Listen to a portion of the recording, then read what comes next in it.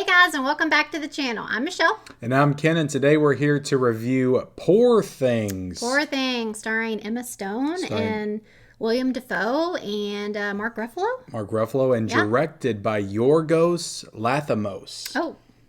Who has directed at least 2 films that you've seen. I don't know if you've seen The Lobster, but he did The Lobster. Yeah, I did. Killing of a Sacred Deer, and The Favorite, which we saw in the theaters. A number of years ago. But all good movies. I'm excited to talk about this one. We watched it on Hulu. It's now streaming on Hulu. But after watching it on Hulu, I would honestly recommend wait for next week, the physical Blu-ray release, because we had a lot of blurry images throughout our watch. But we can blame our internet. I like to promote physical media wherever possible. But look, now that that's all out of the way, if you haven't yet subscribed to our channel, we talk movies and TV and do fun entertainment live streams every single Monday. Hit the subscribe button, and also like the video. Like the video, like she said. And then if you watch Poor Things, whether or not in the theaters or on Hulu or however you watched it, let us know what your thoughts were in the comment section below. Are you going to watch it? Now, it is nominated for Best Picture, and the Oscars are probably on the day that we're going to release this video. That's right. So that's pretty good timing on our part, I would say. Okay, Poor Things. As always, I'll let you start because I want to gauge the temperature. Yeah, so where this conversation is going to go. We watched it, and we didn't even get a chance to talk about it. Nope. So I have no idea what you even thought about this movie. But I gotta say, when I heard about this movie, I wasn't very confident that I was going to like it. You know, it just looks very weird out there. It's very fantastical. Because I'm not even sure if that's... I mean, it's set like in old Victorian Europe, but it has this like almost alternate reality type feel and vibe to it. It's very different for sure. But yeah, but I will say that overall, I enjoyed this movie. I did have some issues with it, which we'll get into, but overall, I would say that I did enjoy it.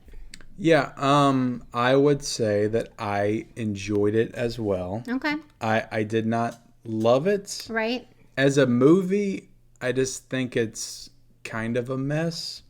What I respect about it, though, is Emma Stone's performance. I think it was a great performance, and maybe the best of her career. I don't know. It's definitely up there. Maybe not my favorite character that she's ever played, but as far as like the performance and what she has to put herself through this movie, I think that it was probably her best and her most demanding.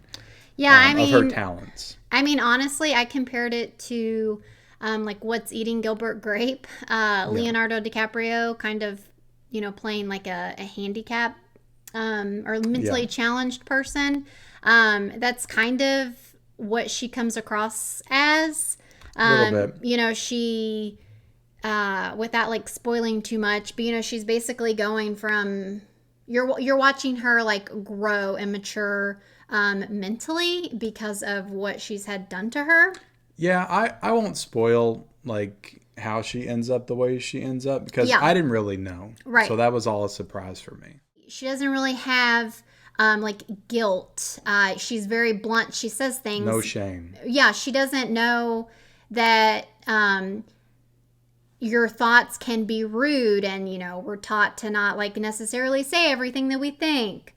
She doesn't have like that filter. It's not that she wants to hurt your feelings or anything, but she doesn't understand yet that those, it's kind of like a child, like you just kind of learn as you grow or whatever. Yeah. So that was really... and she never really loses that. Yeah, she stays She grows pretty... in some ways, but in other ways she doesn't. Right. We were talking earlier about how the story is a little bit of a mess. First of all, this movie had no business being as long as it was.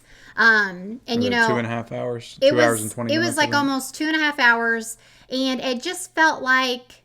I was into it, but also at the same time, it felt like it was dragging on too long. They were really focused on her. Basically, there's a part in the movie where she basically becomes a prostitute. Yeah. And again, she doesn't have that like shame built in. She basically needs some money, and she's like, sex feels good. I'm Yeah. just gonna This go. is what I would call a sexual journey Yeah, of a woman. it's very focused on that. Like they spend quite a bit of time with her at this like prostitution house or whatever you want to call it. Yeah. And I just felt like, like a little bit of it's fine. I just felt like they spent a lot of her time there, and I just didn't really think that it was necessary. So my problem with the movie kind of falls in with the prostitution stuff.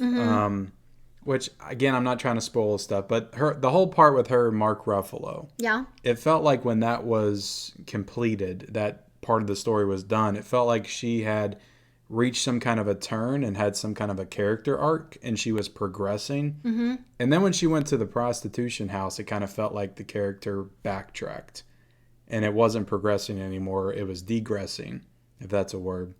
Well, I just kind of felt that, I don't know, I like to see my characters kind of grow and evolve. Well, you have to And think though. it didn't feel, I don't know, it just felt backwards to me. Don't you think that that was maybe trying to show Bella becoming more independent and not depending on a man? You could look at it that way, yeah. Yeah, Obviously, because I could watch this again and feel Yeah. completely different. There's probably multiple ways you could look at it, but that's how I felt in the moment when we were watching it. Right. Because, up until that point, she had William Dafoe basically was like her father. She called him God. And so she was dependent upon him for a while. And then, she meets Mark Ruffalo's character. And so she's with him for a little bit as she goes out into the world. And so I don't know. I kind of think that maybe that's what they were trying to show. Just kind of Bella gaining some more independence on her own. Yeah. But again, just didn't feel like it was, necessary to spend so much time. There's also a part at the end that I feel like you could have cut out completely. Yeah. And I'm not going to spoil it, but there's a whole thing that's, gets revealed and comes into play. Right. And that's about 20, 25 minutes. I feel like they could just cut all that out, and it wouldn't have really changed too much about the story. It's not that it wasn't necessarily interesting, but because the movie was so long, I do feel like they could have probably shaved that off because it just felt like they were starting a whole nother story or something. But yeah. But speaking about Mark Ruffalo, we can Yeah. talk about some of the other characters. How did you feel about him and his performance? Because he's getting a lot of praise for his performance as well. Yeah, I would say rightfully so. I feel like his character was pretty entertaining. And I feel like it was probably something different for him. Yeah. He was recognizable, but also not, if that makes sense. Yeah, I don't know if I've ever seen Mark Ruffalo give this type of performance before, so I thought he was quite good. Yeah, I he was enjoyed good. it. I don't know if I would, because I think he's going up against Robert Downey Jr. I don't know if I'd have him beat him, but Gotcha. still really good. The movie has a great visual style. It looks really good. Yeah. If you were a fan of like the cinematography from The Favorite, like this has the same kind of like fishbowl cinematography is what I called it. It kind of looks like looking through a telescope or something. Yeah, it's like just kind of how it around just pans out some and parts follows of the it. characters around the room. But yeah, I thought it had a good visual style. I thought it looked good from the parts that we could see that weren't all blurred up because we were watching it on streaming. But yeah, I would also say that this movie is definitely leaning on the humor side. It's kind of a dark comedy for sure. So Yeah. don't go into this expecting, because we're talking about prostitution and sex and all that kind of stuff. It's done so in a very lighthearted way, portrayed in a very lighthearted way. I don't really think there's any part of this movie that's meant to be taken super serious. Yeah. I would agree with that. Pretty lighthearted, and Yeah. there are parts that are kind of funny, and maybe will elicit a chuckle here and there. But Yeah. we didn't talk about Willem Dafoe. He's in this movie for a good portion, I would say. He's kind of in and out of it. Did you enjoy his performance? Yeah, I did. He's kind of Got some really good makeup. Yeah, he's kind of unrecognizable. William Dafoe, he does have a very like distinct look, so you can still tell that it's him. But he's got a lot of like scars and stuff on him. Basically, he's like this doctor And kind of like a mad scientist as yeah, well. kind of. I mean, I was going to say, did this give you kind of like Frankenstein They were vibes? definitely going for I don't know what you call it, an homage to Right? Bride of Frankenstein Right. for sure. Yeah. Because Bella is, again, I don't want to give all the details, but she's basically reanimated as her character in the movie. Yeah. So Do you want to rate it? yeah, I'll give it a 3.5 out of a 5. Oh, wow. Okay.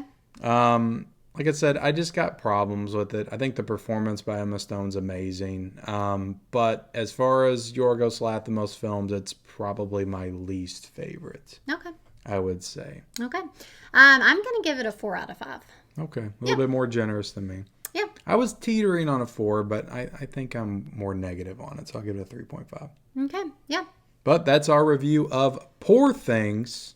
If you can, hit the subscribe button, hit the like button. Let us know your thoughts on the movie, or if you're going to check it out. And do you think, because the Oscars are tonight, do you think it should win Best Picture? Let us know in that comment section below. Yeah. And we'll see you next time. Bye, guys.